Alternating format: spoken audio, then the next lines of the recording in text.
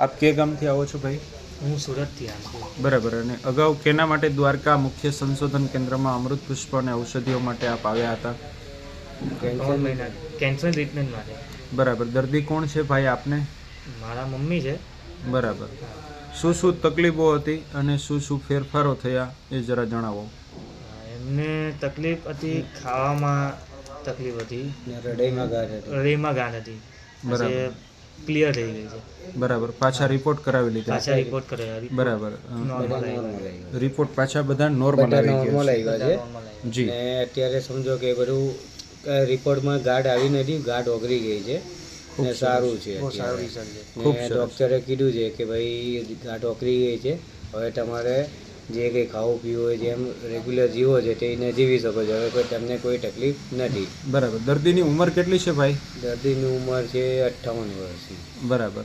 અને દર્દીનું આખું નામ જણાવો. મીનાબેન રાજેશ જરીવાલા. બરાબર. અને તમારો મોબાઈલ નંબર જણાવો ભાઈ. 9033138333.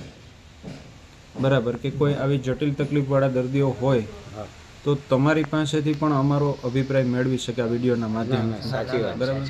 તો કોઈને દિશા મળે. અને તમે પણ બીજા કોઈ દર્દી માટે લઈ ગયા હતા? હું મારા મામા માટે લઈ ગયેલો હતો.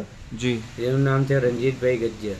બરાબર. એમને જઠરમાં હતું તકલીફ કેન્સરની. જી. તેમને સારું થયું તમારી દવાથી, અમૃત પુષ્પથી.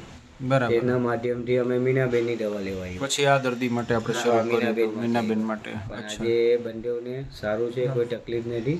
બરાબર. પણ દવા થોડી રેગ્યુલર ચાલુ રાખી છે થોડો ટાઈમ માટે, કે શું છે પાછળથી ઉઠલો મારે નહીં. ખૂબ તમારી સરસ. દવાથી અમને સારું છે.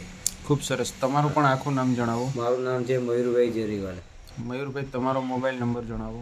9429866691. બરાબર. કે કોઈ આપની પાસેથી પણ આપણા વિડીયો જોતા હોય તકલીફ હોય ફોન કરી શકે છે, તો જાણી શકે, તો અમારો અભિપ્રાય મેળવે કે લોકોને એક સાચી દિશા સાચી મળે. દિશા મળે. જય દ્વારકાધીશ. જય દ્વારકાધીશ.